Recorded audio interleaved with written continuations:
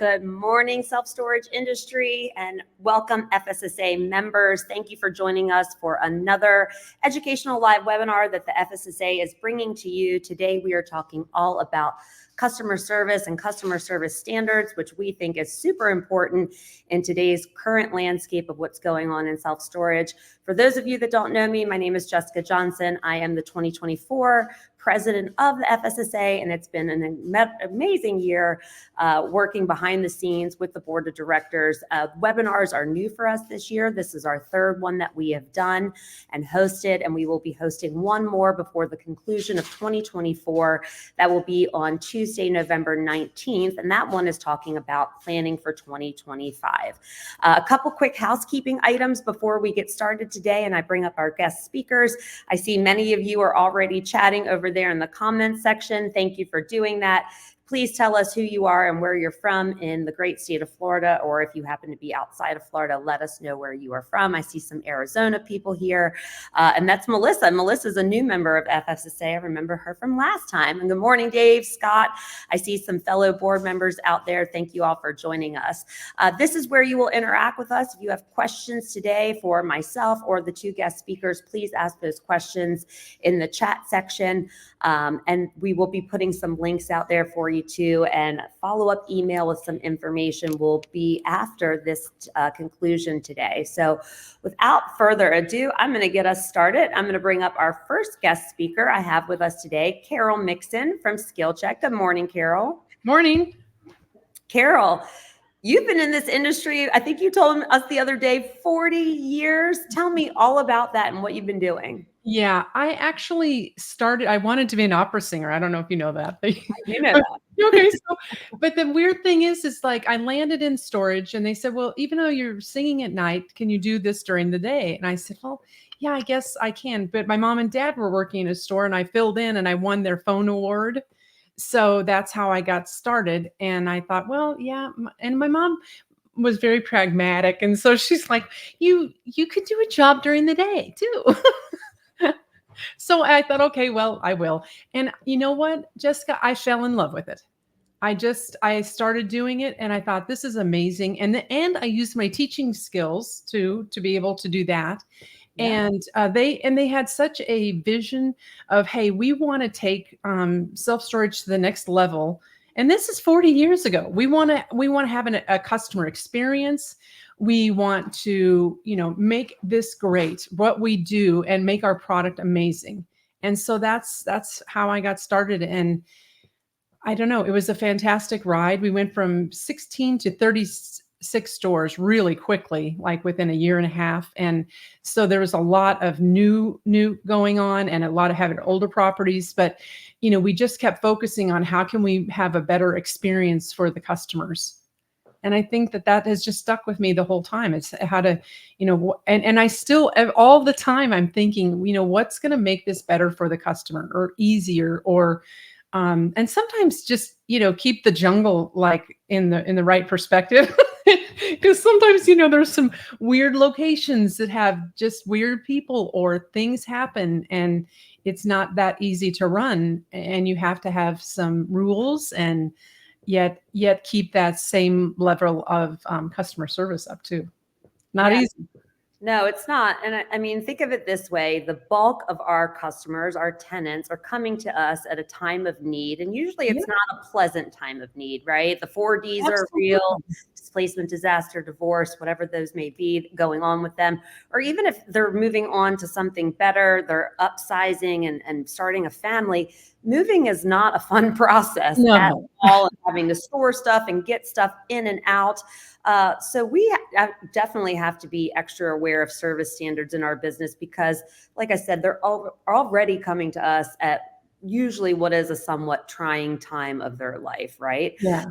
Carol, tell me a little bit about SkillCheck, and then we're going to move over to John, and then we're going to get this thing started with a bunch of questions. Yeah, well, at SkillCheck, we do a real variety of things, but we're sort of known for doing the mystery shopping. Mm-hmm. But I have the consulting side also where I, do pretty much everything from development, management. So we do all of everything.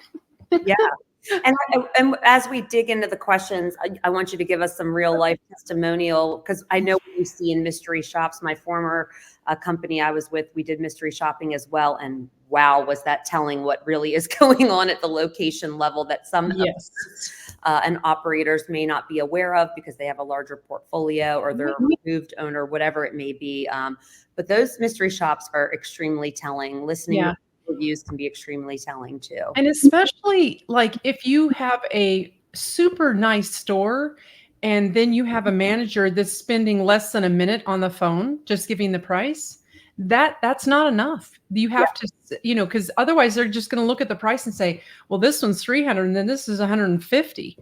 But the difference of those would be air conditioning. There's things that involve, and your stuff's going to go in and come out the same. Right. Right? Yeah, absolutely agree. Yeah, definitely differences in climate control and non-climate. So thank you for that overview of who you are. You've been around for a really long time, and we hope to have you around even that much longer. So thanks for being here with us today. All right, up next, I have the one and only John Manus from Store Suite, who I've teamed up with now. I'm on the Store Suite team. I didn't mention that earlier. John, you've been around for a while too, not quite as long as Carol, but you're getting there. So tell me all about you and this new company, Store Suite, that you formulated about a year or so ago with your team. Yeah, it's interesting because like Carol, she wanted to be an opera singer. I started out wanting to be a Chippendale dancer, and that didn't work out. So I got into storage. So here we are. That's what happened. So and him and John Lindsay compete for who's the sexiest in self-storage. That's right. That's correct. And I think based on votes, I'm winning by one vote, and that was my vote. But anyway, yeah. So yeah, for the people that know me in the industry, Robbie Dunn and I have bought 51 self-storage properties in the last 8 years. We back then started a management company. Fast forward a year or two with Christina Alvino, started a marketing company. Fast forward, started a capital company that sourced mortgages. Fast forward, started a protection plan company. Damon Emerson became part of. Fast forward, invested with Zach Bolton and the Firearm Tech platform. Back in July last year, over a year ago, had a meeting, made sense to pull them all together and be a service provider that's supported by tech. And instead of, obviously the topic today is service, instead of eliminating the people, use tech to support the people. And the other beauty of it is we buy self-storage properties along with the suite of services that we offer. So we get to perfect them and work out all the bugs and the things that go wrong with the service and the tech on our own platform before it gets rolled out to the industry. So combination of the two, owner, operator, service provider, tech supported. Awesome. Well, thank you for that overview. And we're excited to have you here with us today. I'm going to bring Carol back up. And John, I'm going to circle back to you because you put a video on LinkedIn last week. And this was dear to my heart because before I came into the wonderful industry of self-storage, I was in food franchising, most notably with Smoothie King. So we were always talking service standards in food. And you had a not so pleasant service experience with the coffee mecca of Starbucks, which we would expect good service from a Starbucks. So give us a little brief rundown of what happened there and why you were not happy. So as you know, I not only put it on the video on our Click channel. So one of the things that we were talking about with Leslie prior to this is these are so that people in the industry know that I don't just preach this in the industry. I preach this to my team. The video went to my team first because the lowest level or highest level team members in your companies can make or break the branding and service of your company over something really, really, really small. And that was the message to our team, is that, you know, every one of us has a responsibility to make people feel important, and feeling important equals service, in my opinion. So just to give you an idea, on LinkedIn, which is not a TikTok type of platform or a Facebook type of platform, it's a business platform. Mm-hmm. I've had over 3,000 views on that video already. And it's only been like 4 or 5 days, right? So here's what happened. I stopped at a Starbucks right next to my house, which I do all the time. I got a cup of coffee. And for those of you that know me, I'm a pretty frugal guy, but I believe money's just a tool. So it's not about what I'm getting about to tell you about the money as much as it's about how you make people feel important. Starbucks has a program that if you get a refill on your cup of coffee, it's 54 cents. And I do it all the time because I'm cheap. So I get it at my local Starbucks. I drive to my shop, had to do a couple things at my shop, headed out. So I live in Katy, Texas, drove 25 minutes and then 15 minutes to get on I-10. I pass a Starbucks in Sealy, Texas. I've done it 10, 15 times. I stop in with my empty cup of coffee, walk up to the counter, get a refill. They give me a refill. The girl at the counter says, were you here in the showroom or did you go through the drive-thru? I said, I didn't. I went to the one in Katy. And she said, well, I can't do you a refill. And I said, well, that's interesting because I've probably done it here 10 times. And she said, yeah, I can't do that. And I said, well, you have this program. And she said, I understand, but if you want me to get a manager, I can get a manager for you. And I said, and this is where, based on my expectation of service, I can be an a-hole, and I know it. And I said, so you're going to go get your manager. Your manager is going to come over and apologize for you and say that that's our program, and I'm going to give it to you this time, but keep in mind next time it's not going to happen, when they should just empower you to make a 54-cent decision. And she got all indignant and went and got her manager. The manager comes up, and sure and anything, that's exactly what she did. And I said, it's not about the 54 cents. I'm willing to pay regular price for another cup of coffee. It's about the fact that you guys have a program that allows you to do that. And I've done it so many times. And for 54 cents, you have become the brand. And I'll tell you where she frustrated me the most is because I said I'm willing to pay full price. She rings me up for $3.19, and I just about flipped my damn lid. And she goes, well, then it's $3.19. I said, I'm not paying you. I'm not. Well, I've got to collect the $3.19. I said, no, you don't get it. I'm leaving. And I walked out. Good. So with that being said, I probably spend about $1,500 a year at Starbucks all over the country, particularly when I travel, things like that. And I'm that pig-headed that over 54 cents, I will not shop Starbucks anymore. And what's even worse is I made a 6-minute video and put it on LinkedIn, Facebook, and inside my own company because I try to influence things, and I'm trying to influence in a positive way, influence my company and our self-storage industry to make service something important, right? And don't be the 54-cent Starbucks girl. And please, as leadership and management and everything you are in your store, please don't be the 54-cent manager.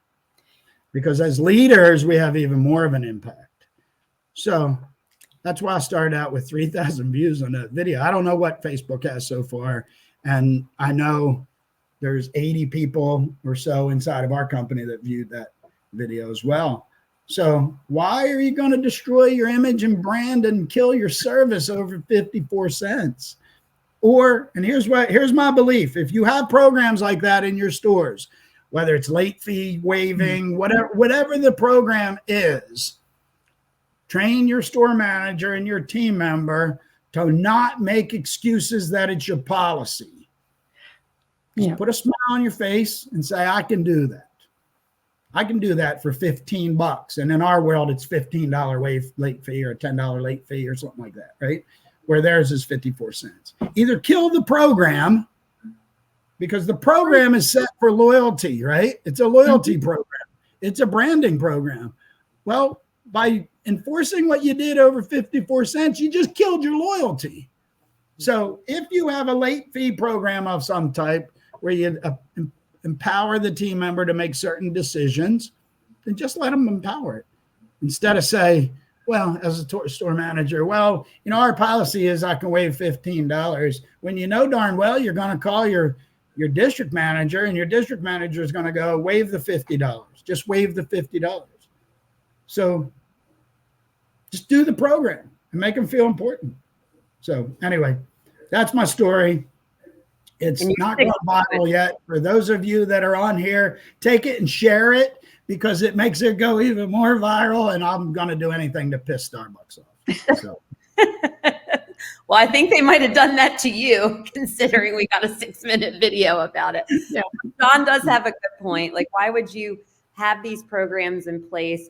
Because even think of that interaction. The manager had to walk, or the attendant walked away, got the manager, brought the manager back. Now your speed of service is slowed down. Other customers are hearing this interaction. They're getting potentially put off by it, because they're like, if they're going to treat him like that, they're going to treat me like that. So it just has a snowball effect, one of which is not a good one.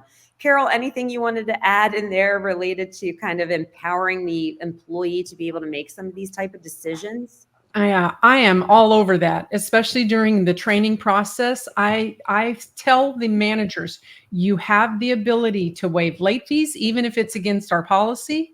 You have the ability to make a decision, and just be careful about it. Because sometimes it might not, like giving someone 24-hour access that's clearly homeless. That's not what I'm talking about. I'm talking about more of things that could be problematic, and yet they're small for us. We could just do this, just waive the late fee. And I know, our general rule is 1 late fee, but sometimes other things happen, and yes, you can make that decision. Yeah. So I just think it's all of this comes back down to training too. And the messaging, like John's saying, from the very top, that's coming from the top. If the manager doesn't think that they can give the coffee free, and then the employee doesn't, there's a problem with messaging for them. So I forgot to mention one thing, and that is I spent 17 years in retail because I couldn't be a Chippendale dancer. And prior to this, and I always said, why do you penalize 95% of your customers for the 5% of the negative customers, right? So if you're going to make policies within your company that are service and loyalty and brand driven, make them on the positive side of things and not penalize the people on the negative side of things. So for me, as that Starbucks customer, I'm part of the 95%. I'm walking around with your brand and cup all the time. So I'm the 95%. The reason they have that policy in place is for the people that save that cup for 3 or 4 days, rinse it out 4 or 5 times, and keep going back in to get a 54-cent cup of coffee at different Starbucks all over the place, right? And that's not what I'm doing. Mm-hmm. I'm the 95% brand loyal guy.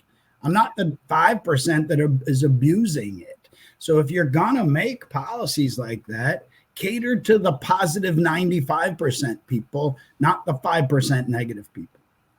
Amen. I think even at SSA last 2 weeks ago when we were there, one of the presentations was talking about kind of like that low-hanging fruit customer. Like, don't cater there. Cater to the mass majority, which the mass majority is going to be good.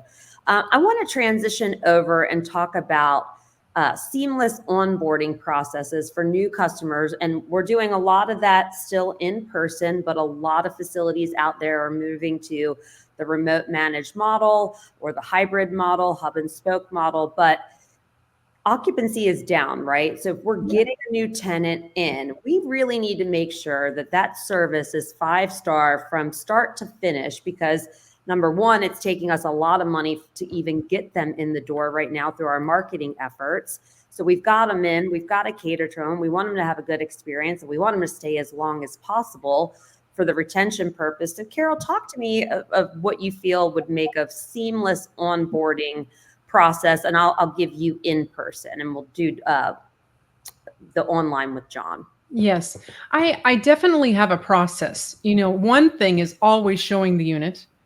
And I will say, I still like to have staff at the property. That's just that could probably also be because normally I have bigger properties and not very, I don't have, things that just like 100 units. We have like 1,000 units. So I think that, having a person there and having, and I like a cleaning person there too, because I find it sometimes very difficult for managers, especially in the super hot climates, being outside and inside, back and forth.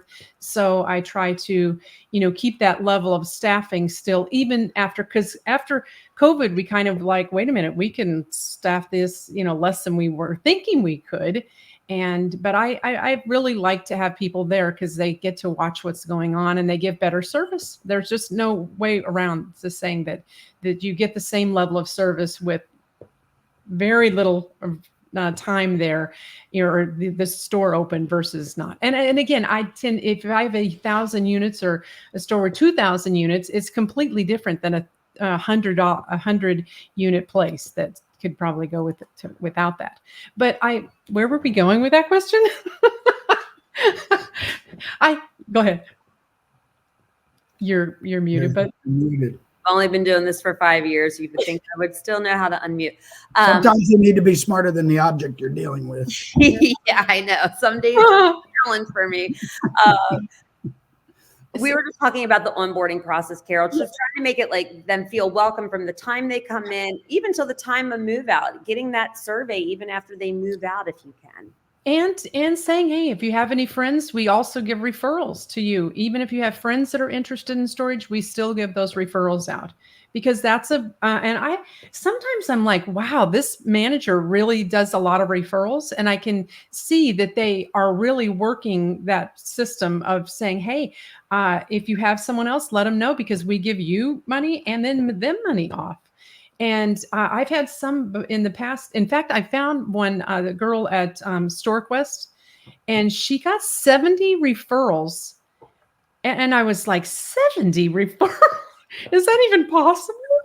And she said, yes. And this is what I did. And, I asked my friends or the people that were there, the customers, she called them her friends. That's what she said. My new friends that were, store here. And she said, I just started asking everyone, if you have someone, and we give referral money to you and to your friend that you're referring. And she said, and I just started doing it really continuously. And then I started doing things online to support that. And she said, then all of a sudden I just won, a monthly award because I had so many new customers.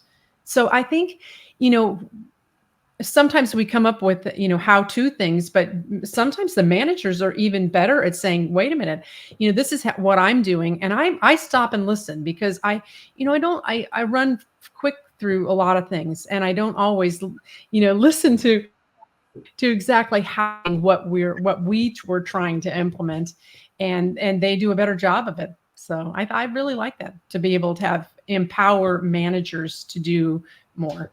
Can I tell you a quick little story though? I don't know if not quick, but this was a storage property that Desiree in my office, she said, you got to listen to this call. You're not going to believe it.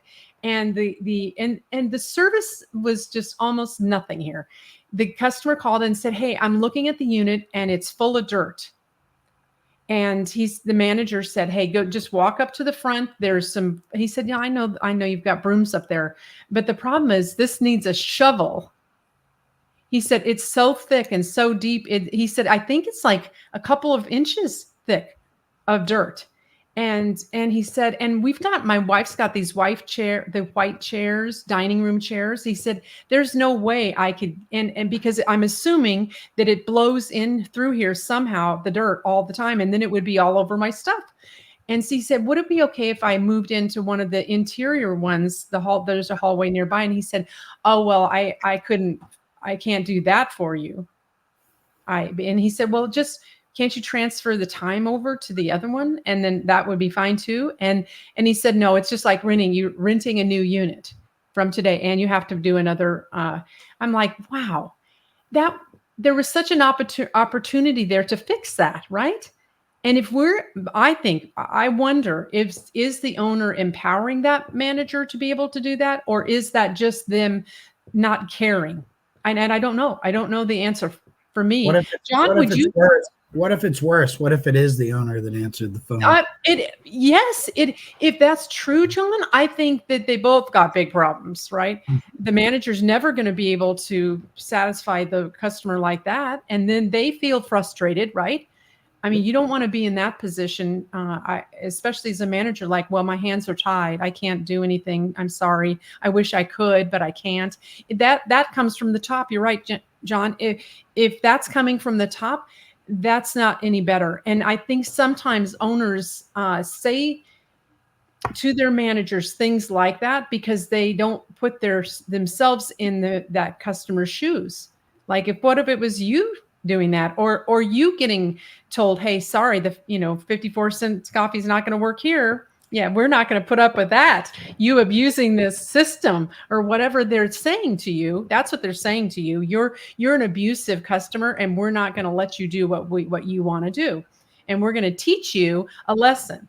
No, there's no lesson. The lesson there was you're a company that doesn't do what you say you're going to do. And that's where we can fall short in storage and I think when I listen to so many of our mystery shopping calls, I hear things that are just horrible. And we try to share those sometimes with owners and some of them are like, yeah, we'll talk to him about that. Well, I'm sure it's just going nowhere. It's just going into the trash file that, Skill Check's complaining about this, but we're not complaining. We're trying to help our customers be better at customer service and saying, and to me, if there's a red flag and one of our evaluators hears that, and then we don't say something to our customer, we're not doing a very good job of what we're doing either. So. No, and I could speak from my own experience with mystery shopping. If you two could guess what the number 1 and 2 myths were from a property manager during that initial call, what would you guess that it was? I would say, well, sometimes it's price. Shockingly and disturbingly, what we found pretty systematically when we were doing these was the manager was not getting the name and phone number of that potential tenant on the phone. Oh, yes. Sorry, maybe I might have worded that incorrectly when I asked you, but you're not going to get their name and number. How are you going to follow up with them if they're not ready to rent right there? You're throwing marketing dollars out the door. I preach this all the time. So again, if anyone out there needs a status check of how your customer service standards are, get with Carol. Skill Check can probably help you figure some of that out. John, I'm going to turn this over to you because you have been preaching with Store Suite. And I know this because I've joined the Store Suite team and I hear it. I just heard it 30 minutes ago. This is a service company that has a tech suite and other suites, but I'm going to focus on the tech suite for a moment, which is tech is a tool. So you're putting tech behind it to help elevate the service side. So talk to me about the process for tech and how we can make that seamless for our end users, the tenants. So let me start with a little bit of what you asked Carol just now. Is I think what's happened, it's like this is my 18th or 19th year in storage. I mean, I'm not as seasoned as Carol is. I'm working on it. But I think what's happened is you see the pendulum swinging. Like you saw the pendulum swing from manned stores to what they used to call unmanned stores until individuals like myself were continually vocal about the fact that you still have people involved. Mhm. And then they started changing the words to remote management instead of unmanned. So I think what you're seeing now, particularly in an economy like we are and in an inflationary area like we are, where people are doing total cost averaging in their household, not just for a storage unit and so on. Like they're budgeting their whole dollars instead of trying to figure out whether they can afford this unit versus that unit versus this unit. Mhm. You're seeing a lot of that. I think what you're seeing now is that in going back 5, 7, maybe a little bit longer than that everybody's like, I hear storage is a good investment. It's a get rich quick scheme, blah, blah, blah, blah, blah. You could buy a 100-unit thing and set it and forget it. And like all those things that you hear all the time. And they're realizing, holy crap, that's not the case. It really takes a person. A person has to answer the phone. A person has to pick up the trash. A person has to do this. A person has to do that, and so on, right? So, and we all know that. A person has to make collection calls and like all of those things. And is there processes and good companies out there like Open Tech that answer the phone for you and all that? Absolutely. Absolutely. But what I think they're starting to realize now is that the tech has to support the service, not the service to support the tech. And you're starting to see that pendulum swing back again. And I think for people like Carol and myself, we've always been over here on that swing. You know, we are, as you know, Jessica, we're a people first company, and that's how we treat our customers that use StoreSuite product, and that's how we treat the customers that rent from our stores and so on. Is like we use the tech to support that, not to replace that. And I think that's what you're starting to see in our industry as people are waking up to that and saying, because I get calls for third-party management all the time on these small properties, right? And they're starting to realize that, yeah, they've been running 25 to 28% expense ratios because that's how they bought it and so on. And it really takes 38% to 40% to run that property. And they're like, well, I didn't set aside another $50,000 or $100,000 for this year to get me where I need to be. Yeah. So all of those things. And now they're in a big panic because they can't pay their mortgage, right? So I think you're starting to see that as a swing in our industry to how the buy side of storage is to the, like we've been very rigid on how we've been buying. And you're starting to see that clear across the board. So to answer your question, we utilize the tech in our company to support the service. So if you have a small property, bluntly, like 100 spaces like Carol was talking about, and it's doing $10,000, $15,000 a month, you should have somebody at the store Monday, Wednesday, Friday, or Monday, Wednesday, Saturday, or have a physical person there. They do your lock checks. They pick up your trash. They do your delinquency calls and so on. And then you use the tech to support the rest. You use things like StorePass to do text messages for payments. You use Store Maps for them to find their unit when you're not there. You use Rent Online in order to get them to lease and get it signed and have a gate code password. And like you use the tech to support the people at the store level, but not eliminate the people at store level. I think service matters. And one of the things that being in retail for years, I worked for companies like Dollar General, which they always said, well, we're kind of a self-service type of environment. Well, that's true. But you have to have product on the shelf and somebody has to put the product on that shelf, right? And you wake up in the morning and you go this direction to Dollar General or this direction to Family Dollar. They got the same Suave shampoo that's coconut flavored for $1. What's the difference? Yeah. The difference is how you feel when you walk in that door. The difference is who makes you feel important when you get there. If you got, quote, unmanned stores, there's nobody there making that person feel important. And then it goes to the call center, making them feel important and who's doing the collection calls and how you handle the 54-cent cup of coffee. Like it stems through the whole thing. And I think what you're starting to see in our environment now is people are starting to realize that people vote with their paycheck, and their paycheck's getting smaller. Mm-hmm.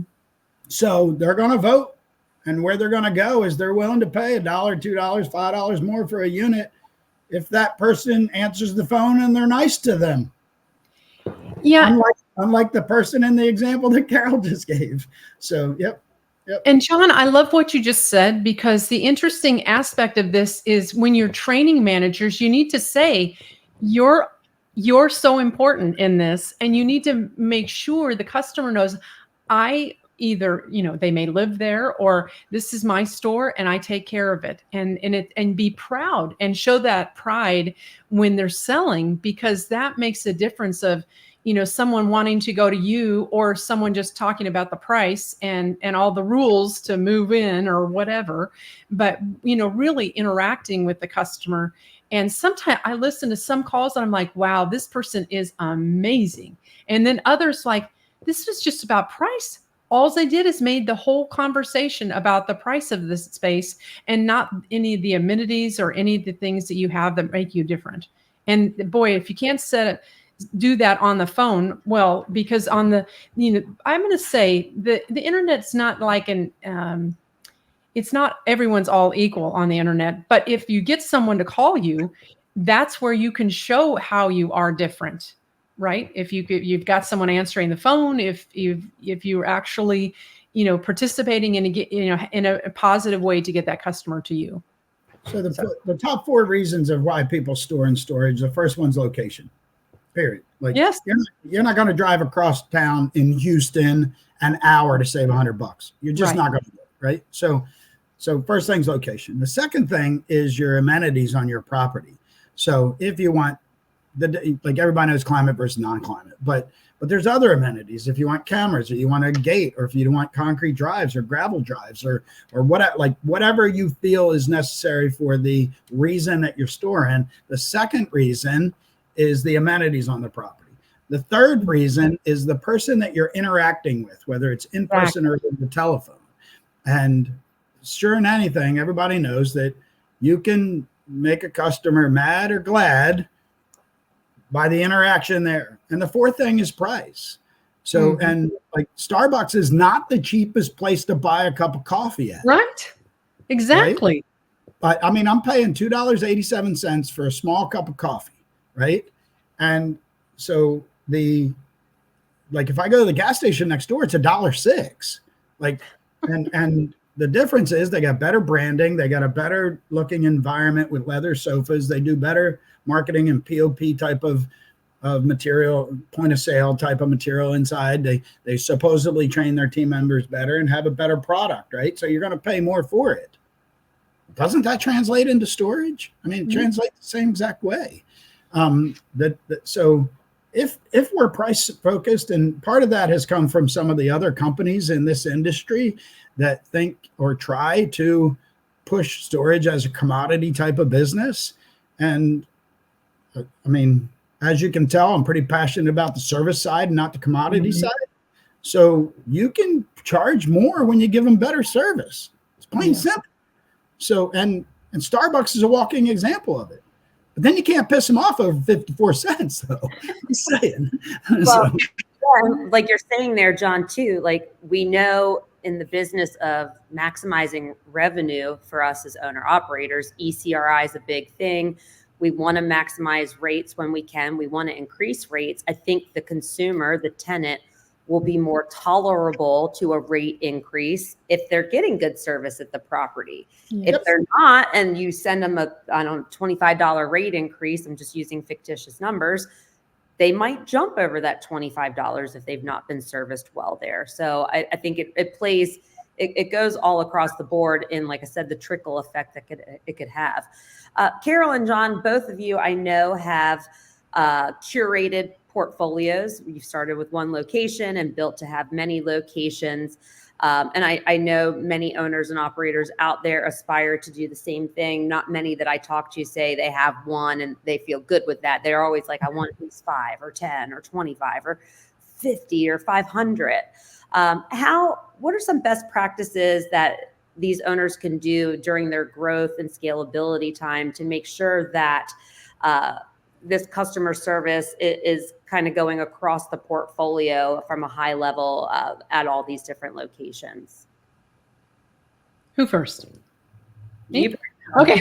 Yeah. Well, I had 36 stores in the West, and I sold them to StoreQuest.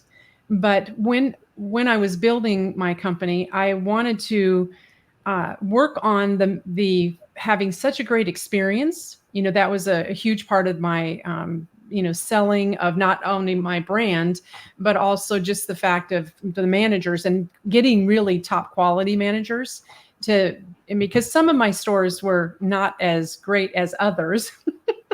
I had some beautiful big old places, but they also had some old dogs. But I will say this: I wanted the managers to have such pride in what they do and own that. Feel like that they own part of that. So I always, would give a percentage of the gross to the managers, because I feel like it is investing in, how well the store does, as opposed to, there are a lot of kind of things that you can do to get managers involved. But all of the marketing and everything that you do, sometimes it's just wasted dollars if you don't involve you don't look at the whole, including customers. What are customers willing to pay? What are your customer or your competitors charging? So all of those things go into this, issue of the customer service and how we blend all of those things into giving good service. But I do think there's so many things that happen on the line that owners aren't aware of. And I think that's a place where we definitely need to start, is fixing things. When we're trying to fix things, hearing it from, whether it's a mystery shop or from a customer complaining. I have a little thing on my door that I put it, if you're happy with this, tell a friend. If not, call it this 800 number, because we wanted to know, and we manned that number, and we wanted to know if there's a problem. Because and I think there's so many things that are happening now in the storage business that I'm appalled at because of just not having managers there. And again, obviously I've said it over and over. I'm for managers. I think we need people who are watching all the people at the property that aren't always doing the right thing.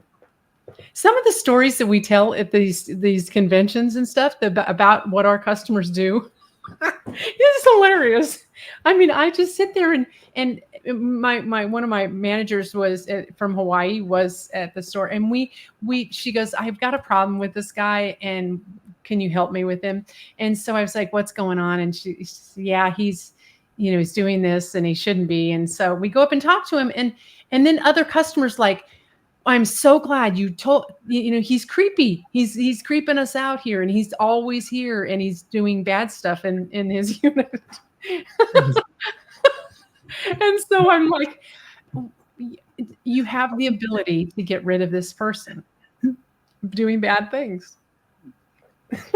Oh, John, let's hear the commentary, because I'm sure he has some. Creepy's not bad. From King himself. Just kidding. But isn't that, how about your take on that? As you're building a portfolio, how do you make sure you're disseminating this across to all your employees, and not even just all your employees, all of your different communication channels? They can communicate with you through web, through phone. Some people have chat bots. Some people have apps. There's lots of ways that they can get in touch with us and have a customer service experience. So if you do not follow me on social media and you're on here, please follow me on social media, because then you'll get what I'm going to say. Is I think it starts with being a pretty little princess first, and then it goes from there. So, and you got to go to my Facebook or my LinkedIn to see what that means. Honestly, like I know Jess at some level in the next year, 2 years, 3 years, 5 years, as we continue down this path together, you're going to get sick and tired of me saying this. It starts with the people, man. And it starts with your culture. It really does. And I know that's what service should be about, right? So it starts with your people. And as you can tell, in our culture, I don't take myself too seriously, though I'm pretty intense, right? At the same time. And like, it starts with what you like. If you're a store manager, you can create the culture in your store. You have an effect on one store.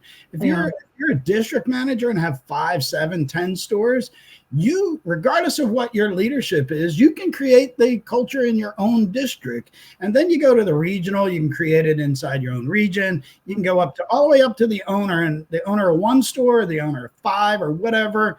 It starts with your culture. It starts with taking care of people.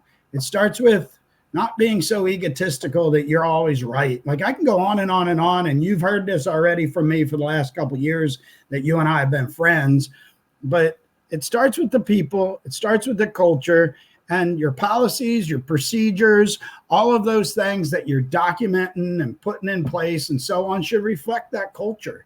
And the training should reflect that culture. How you interview people should reflect that culture.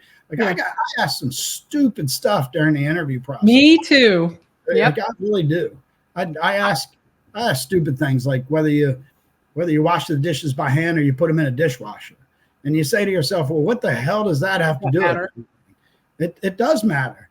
And what it matters is how you think. And do you think about processes or do you think about task? Like, how do you think? Do you think about speed of the dishwasher versus not? But if you're a single person and you're eating off of one plate, do you use the dishwasher? Like, so I want to know how they think. And it starts in the culture of some of those things, right? So bluntly, if you're I can start from the underwriting all the way through to the end, but it all has to do with people. And if you don't know how to underwrite, go find somebody who knows how to underwrite, give them some money when you close that deal, and take care of that person so that they underwrite for you for the rest of your life. Like, and what happens in starting there, like, you're trying to buy your first property, right? So starting there, if you get somebody to underwrite it for you and you feel comfortable with all the numbers and so on, then you screw them out of $5,000. Exactly. And I mean, so, and then it goes on from there. If you do the same thing to your team member, and then your team member quits with no notice, and you hold back, $600 worth of their pay because they pissed you off, and blah, like, it's a cultural thing. Starts with the people, and be good to your people, period. Like, and then from there. And hire good people, right? I mean, finding that anymore is tough, isn't it? So not like, you got to hire good people. Like, I always say, you hire for ability, desire, and fit, right? And I would hire desire over ability any day. And I would hire fit and desire over ability any day. I can teach you the ability of something, but if you're not motivated and you're not upbeat and you're not a good fit for us, you're not going to make it. Like, I say, we eat our own all the time because, like, we eat the negative out of our company. We just do.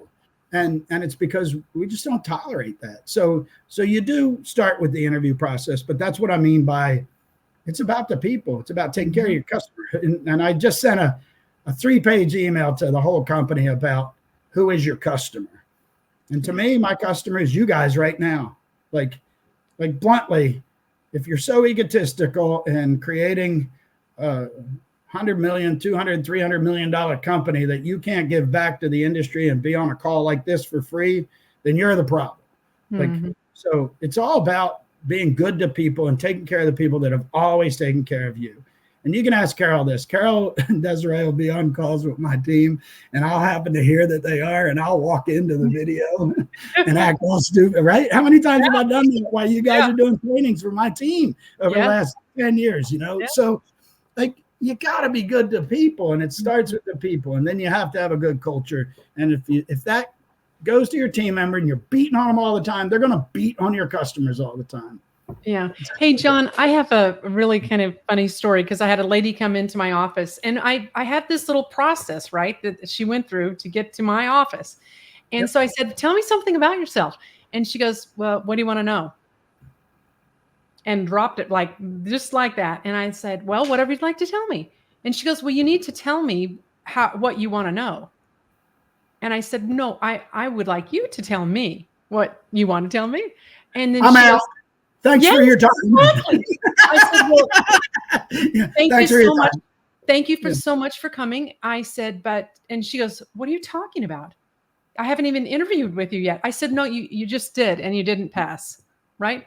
Yeah. And she slammed my door on the way out, and she slammed the front door on the way out, and my girls all come running. And they're like, what happened? I said, who interviewed her on the phone? And then this lady goes like this, and she said, I thought you wanted 3 people, so I just added her in.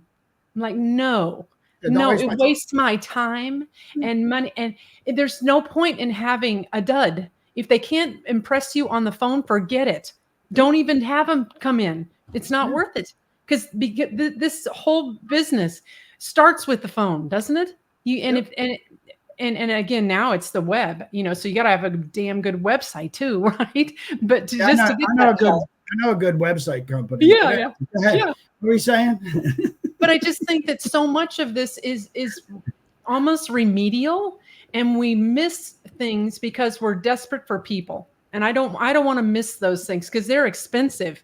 If you screw up, and it just takes time and effort and everything else, is that hiring process has to be, you have to have a process, and you follow your process, and then you have high standards, because otherwise you get a dud in there and it's really hard to get rid of. And they have cancerous things that happen to even other employees, and it makes it for a bad situation. And I've learned to be really, really good at firing someone.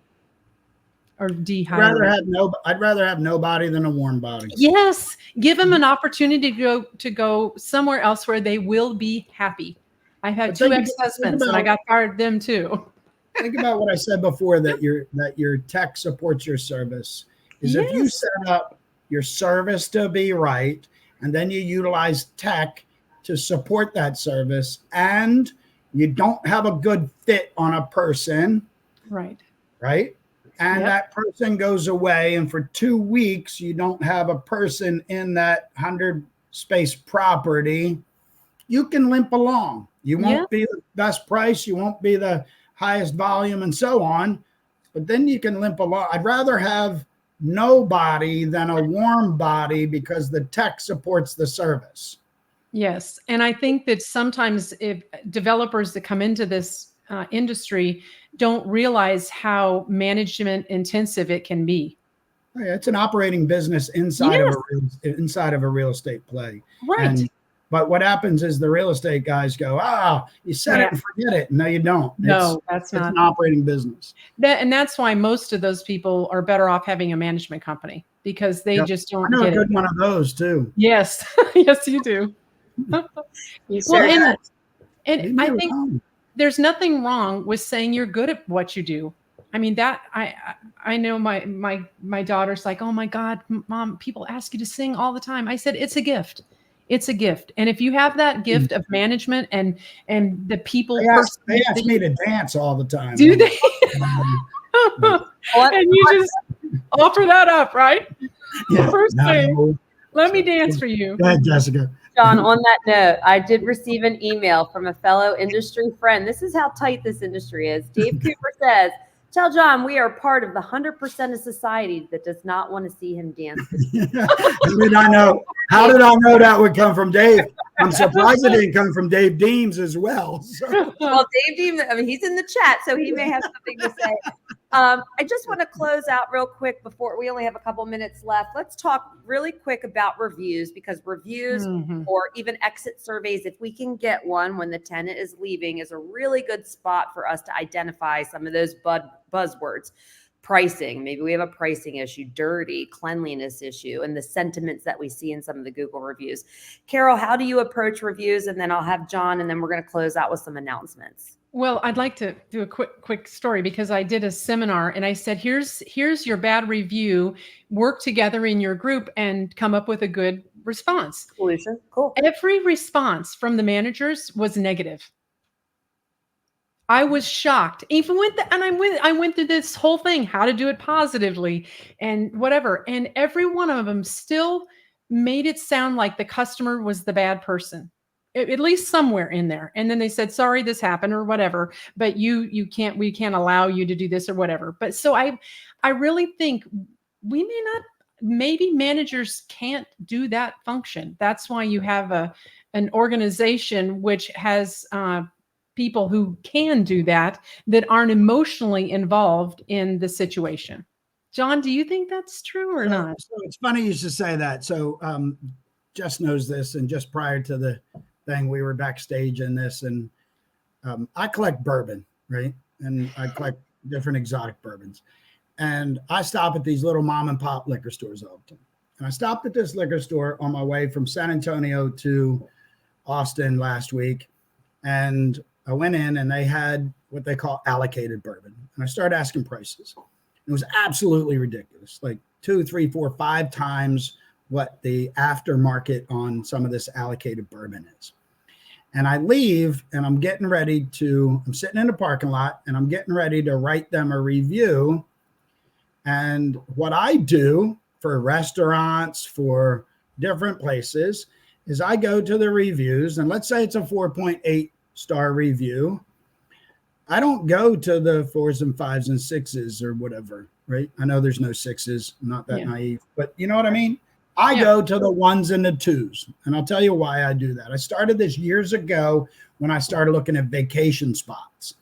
And I go to the 1s and the 2s because there was a place in Italy, I have a timeshare that I could transfer to. And it said 1-star review. There's nothing for the kids to do here. The only thing there is these little tiny restaurants that you can walk to. It's right on the coast. And the only thing you can do is fish and blah, blah, blah, blah, blah. This was a waste of my vacation. And I was this is the best damn place ever. Right. Exactly. So I was like, good. Right. So I'm going to this place. So, and I did the same thing for the bourbon place. And I went to the 1-star review, and the guy said on the review, if you want to pay 2 to 5 times for allocated bourbon,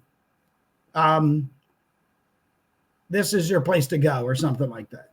And their response was, we do not cater to the bourbon hunter. Our allocated is set aside for our loyalty customers. And I was like, wow. Yeah, Good way of being bitter with this guy. So instead of saying, hey, the best way to get the best prices on our allocated stuff is to be one of our loyalty customers, you can click right here and sign up and we'll take care of you. Yeah. They went, right? And I was like, yeah, okay, never mind. Like, so that not only the response, but how you respond. Mm-hmm. And if there's anything I can impose upon anybody for culture of anything is, and let's be positive. Like, I want to come to work and enjoy the people. Exactly. Most of the people that I work with on a regular basis. So, no, and I like that you say that, John, that you went out there and looked, and what I see when I look at Google reviews is a few things. That's a walking billboard for your business. Right? Yes. I mean, it's an online global billboard for your business. Yes. How you respond if you become combative with a negative review is only going to show your potential customers and tenants that that's how you may respond to them. And that may deter them to go an additional mile down the road and pay $50 additional for the same exact unit size because they don't want to deal with that type of negative environment or not good customer service standards. So unfortunately, we have ran out of time. I know you two could talk about this until the cows came home because this is an important topic for both of you with what you do as business owners. So thank you guys for being here. I'm going to release you guys backstage, but you don't have to jump just yet. I have a few closing announcements for the association. John, I know you want to say goodbye to everyone. I can see it rolling. Hey, Cooper, call me. I'll send you something. Yeah. Don't call him, please. Let's not perpetuate this. All right, y'all. Thanks again for being here with us today. Just a couple quick announcements before we close out. We do have some upcoming events, 2 more events for the remainder of the calendar year for 2024 for the Florida Self-Storage Association. Like I mentioned earlier, we do have our last educational webinar that will be on Tuesday, November 19th, this same time, 11 a.m. to 12 p.m. Eastern Standard Time, talking all about planning for 2025, getting your budgets in order, CapEx expenditures in order, things that you need to do to improve your facilities and get geared up for rental season. We'll discuss that in November. But more importantly, we have an in-person and live event coming up towards the end of October. We have the Owners Summit in Delray Beach. All of the information to register for either of these events is on the Florida Self-Storage Association website, which is just floridassa.org, that I have put down there on the ticker for you, floridassa.org. Please register for the Owner Summit. There is limited space. We do cap out, so that is selling out quick.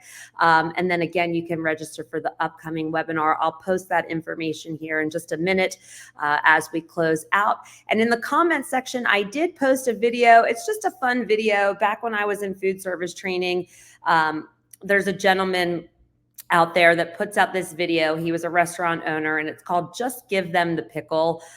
It's 3 minutes. It's back from like the late 80s, early 90s. So it's got some nostalgia in there for anyone that was around working during that time. It's a little hokey, but it's fun. And if you see that link, I think it's just a good reminder of how you should be servicing customers. And it's important out there, like I said, as occupancy is declining. So again, everyone, thank you so much for being here with us today. We hope to see you at the Owner Summit in October. Take care, everyone.